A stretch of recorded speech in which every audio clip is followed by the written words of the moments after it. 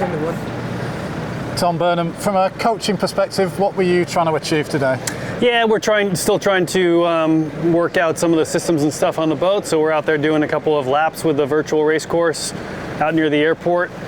Still another tricky offshore breeze, really up and down with a pretty decent leftover swell, or not leftover, I guess it's just a lot of wind in different areas of the Mediterranean. So meanwhile, we're sailing in 8 to 12 knots of wind, and we've got 1.5 to 2 meter waves out there, so it makes it interesting. What would be the perfect conditions for doing the testing you're trying to do? Oh, I mean, ideally we'd be sailing in nice flat water and 15 knots or something, but it's also really good to sail the boat in really hard conditions like this, and you learn a lot about how everything works when it's really shifty and puffy and unstable sea state. So there's a lot of good things that come out of both things, actually. So I guess that instability translates directly into what we thought we saw both Saturday and today. Some kind of unstable moments with the flight of the boat, the height of the boat, and we felt like the boat was flying more bow up and higher out of the water than usual. Well, you kind of have to with the sea state, because if you're flying at like a really bow down trim and really close to the water, you're just giving yourself no margin for any waves or anything that kicks up, because the biggest thing is the way the foils are offset far out to leeward.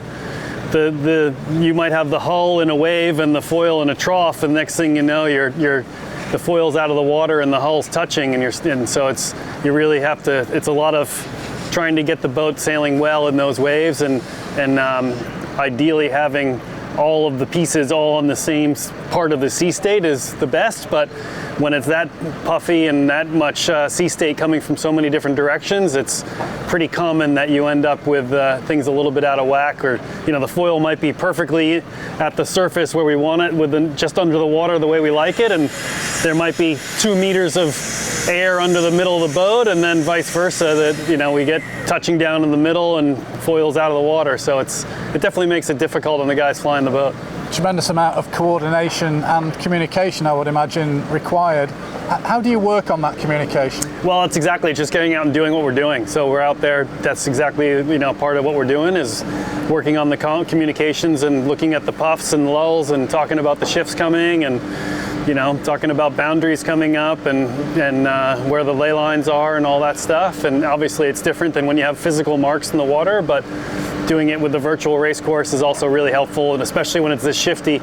I don't think our guys with the mark set boat would be very happy having to reset the marks every 2 minutes with the shifts that were coming around. So easier to send a new course electronically than to move them around physically. How much more can you wring out of Patriot now? There's a finite window that you're going to use this boat that stops just before the end of this month. What more can you get out of the boat? Oh, there's still plenty to learn. I mean, if we could be sailing it longer, maybe we would be. We've got other things we need to move on to, though. So there's always tons to learn. I think it's been really fortunate for us to be able to have Patriot here and to be able to sail a full-size AC75 here in Barcelona, to be testing systems and testing different pieces of the boat. So we feel really fortunate that we've had this opportunity to use this boat here in Barcelona during this period.